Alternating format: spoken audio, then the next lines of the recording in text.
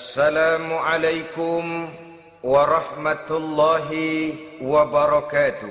Waalaikumsalam warahmatullahi wabarakatuh. Bismillahirrahmanirrahim. Alhamdulillahi rabbil alamin. Wal aqibatu lil muttaqin. ولا عدوان إلا على الظالمين والصلاة والسلام على أشرف الأنبياء والمرسلين سيدنا ومولانا محمد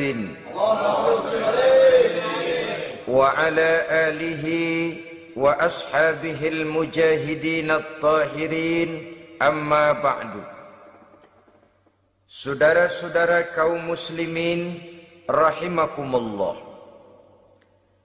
Salah satu kelebihan makhluk bernama manusia, yaitu bahwa Allah Subhanahu wa ta'ala menghiasi hidup manusia ini dengan syahwat atau yang lazimnya kita sebut sebagai hawa nafsu.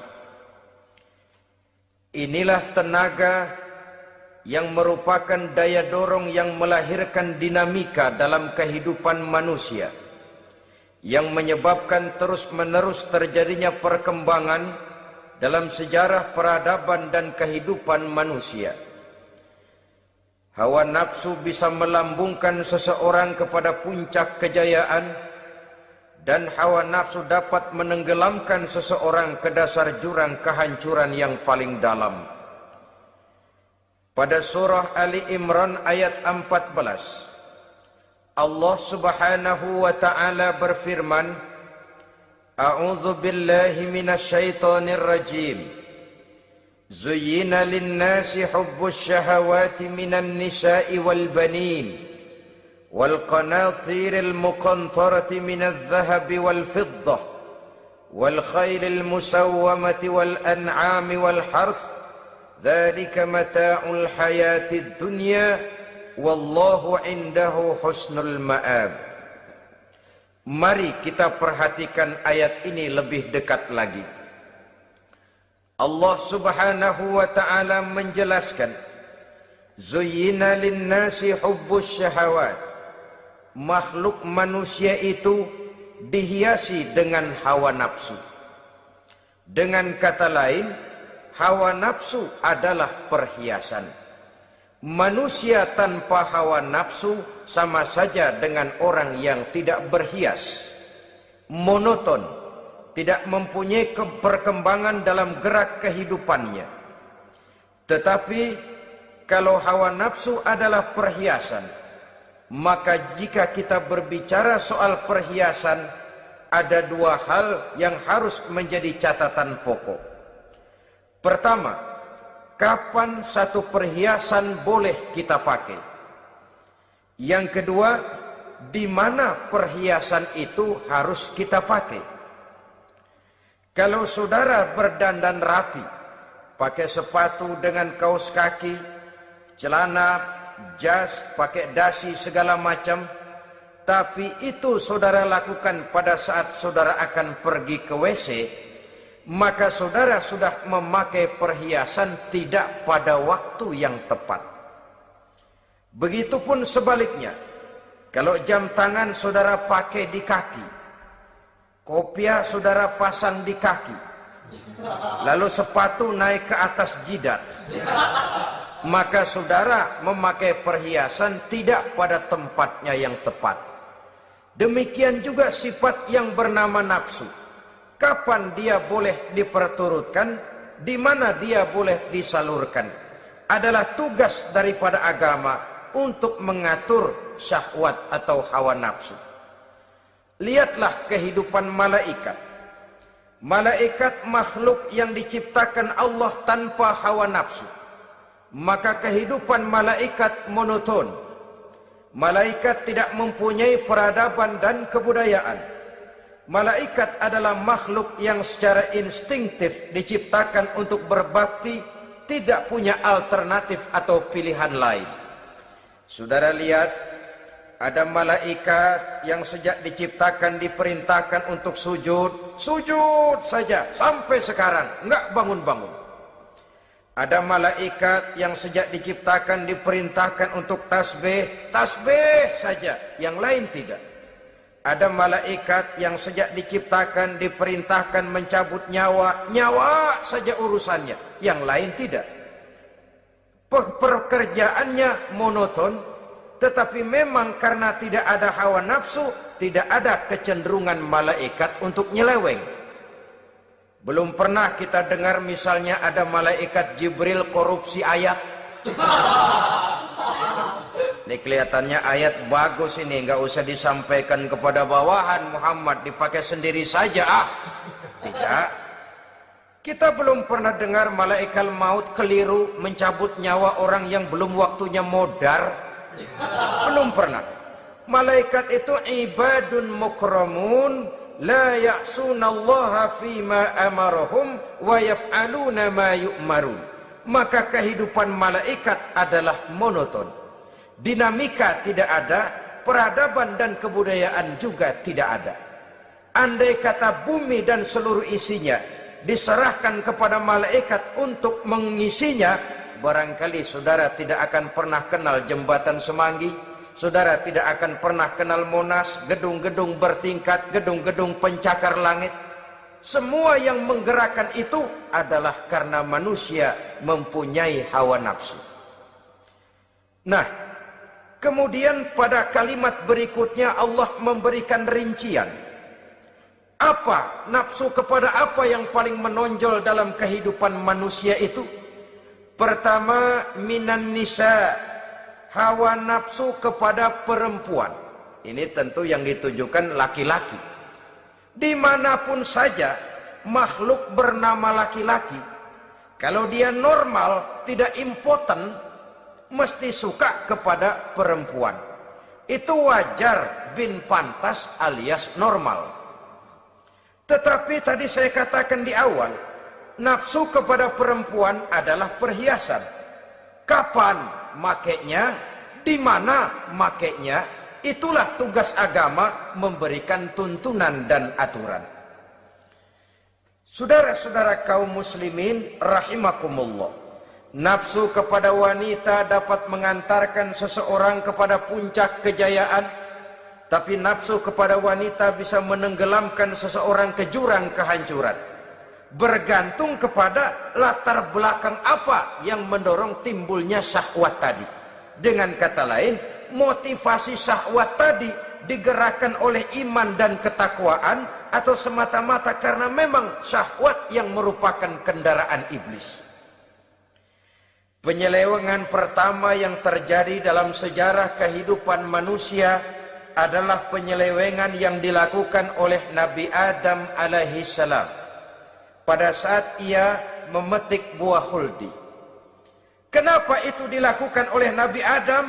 Karena terdorong oleh rasa sayang dan cinta kepada istrinya Hawa. Sebenarnya Hawa lah yang merajuk. Siti Hawa lah yang membujuk.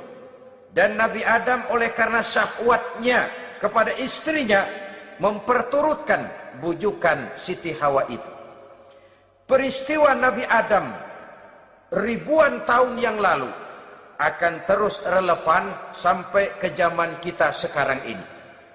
Berapa banyak orang-orang yang karena terlalu ingin menyenangkan istrinya, lalu tidak segan-segan melakukan perbuatan yang menyimpang, baik itu merugikan orang lain, merugikan masyarakat, bahkan merugikan bangsa dan negaranya. Seorang pedagang tidak akan segan-segan menipu. Sebaliknya pun begitu. Tidak jarang wanita di dalam kelemahannya bisa menenggelamkan dunia. Seorang suami yang jujur, polos, lugu, sederhana bisa jadi koruptor ulung karena didorong-dorong oleh istrinya. Istrinya barangkali bisa saja dibakar-bakar oleh tetangganya. Suaminya jujur, sederhana, kepala bagian, tempatnya basah, tapi melarat. Istri rupanya tidak sabar melihat gaya hidup yang makin konsumtif, persaingan yang makin tajam. Suaminya dikipas-kipasin. Kata istrinya, bang, tetangga sebelah kita lakinya pegawai kecil, bang, tapi gelangnya kayak pelek beca. Abang ini kepala bagian tidak bisa membelikan saya macam itu, percuma lah. Kata suaminya, ya bagaimana bu, gaji saya cuma segitu-gitunya. Ya namanya kepala bagian, apaan, kayak sabet dulu.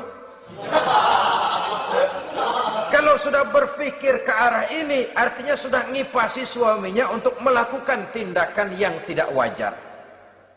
Saudara-saudara kaum muslimin rahimakumullah, sejak zaman klasik sampai kepada zaman kita sekarang ini, kita melihat kecenderungan syahwat kepada wanita ini. Julius Kaisar yang katanya gagah perkasa, ternyata tunduk di bawah kaki Cleopatra. Napoleon Bonaparte, the Lion of Europe, singa daratan Eropa, luas kekuasaannya, gagah perkasa tentaranya, kepada siapa dia tunduk? Ke bawah kakinya Margaret Josephine. Demikianlah di zaman kita sekarang, kita melihat di Jepang, betapa Perdana Menteri Uno didesak mengundurkan diri dari jabatan Perdana Menterinya oleh karena terlibat skandal dengan geisha. Kita juga melihat di Amerika betapa Senator Gary Hart dari Partai Demokrat yang masih muda, jenius, diharapkan masa depan Amerika lahir dari tangannya, terpaksa mengundurkan diri dari calon presiden oleh karena terlibat skandal dengan Donna Rice. Kita juga menyaksikan betapa parlemen dan kabinet di Inggris sempat geger oleh karena skandal Pamela Bordes, pelacur kelas kakap yang melanglang buana mencari sasaran-sasaran kakap. Ini adalah kisah kejatuhan yang diakibatkan oleh hubbus syahawat minan nisa. Oleh karenanya benar jika Nabi kita menyatakan an-nisa'u imadul bilad, wanita adalah tiang negara.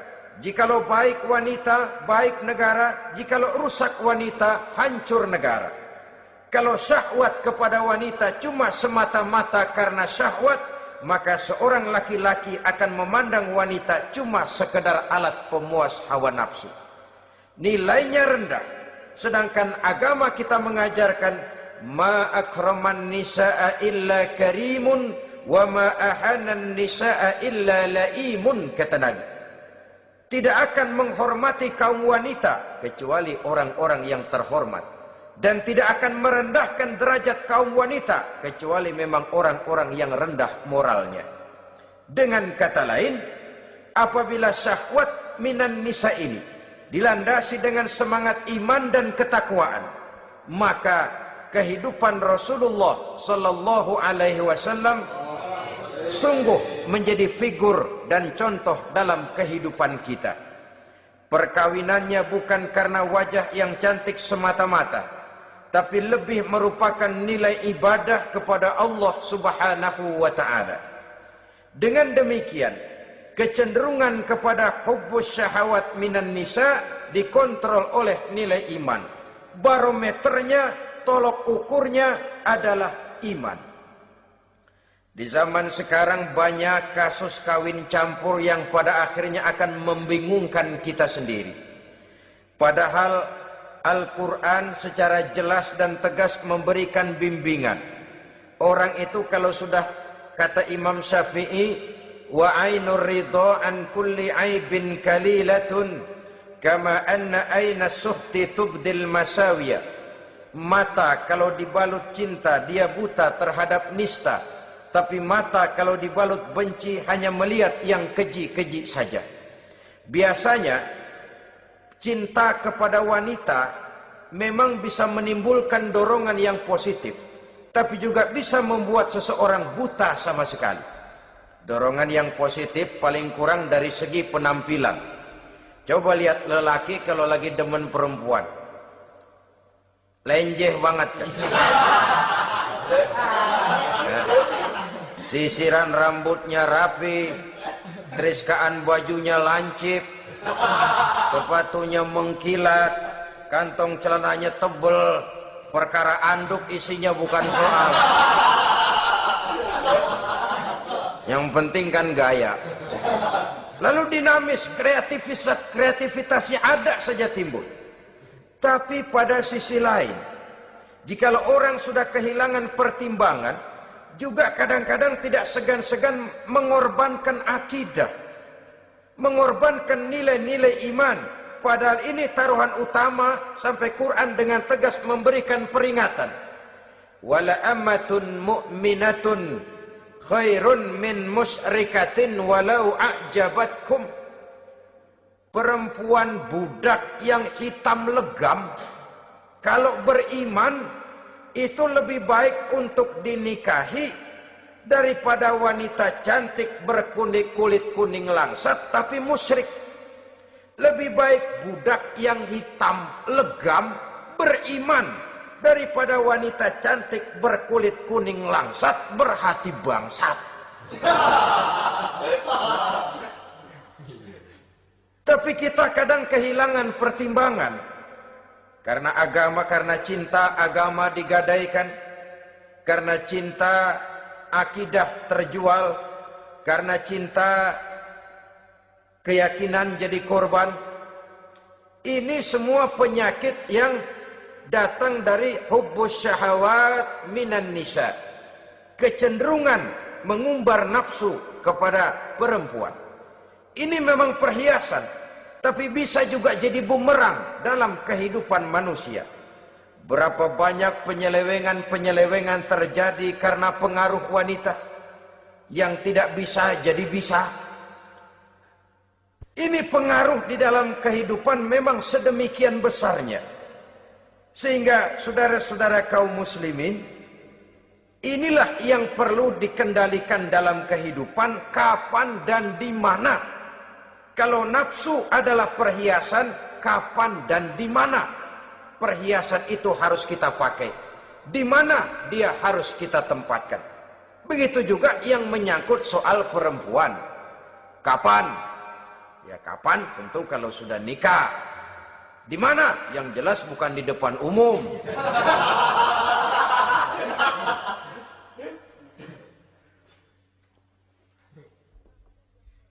Ini nafsu yang pertama, minan nisa. Yang kedua, wal banin. Dihiasi juga manusia dengan kecintaan kepada banin. Makna banin di sini al-aulad, anak-anak laki. Kenapa disebut banin, anak-anak laki? Karena pertama, sering anak laki itu lebih jadi kebanggaan buat orang tuanya ketimbang anak perempuan. Sebabnya apa? Pertama, faktor nasab. Silsilah lebih kuat kepada laki-laki ketimbang perempuan. Yang kedua, faktor cita-cita. Orang tua kalau punya anak laki-laki, cita-citanya panjang. Nak, kau nanti jadi dokter ya. Nak, jadi insinyur ya. Nak, jadi pilot ya. Nak, jadi pengusaha ya. Nak, jadi presiden ya.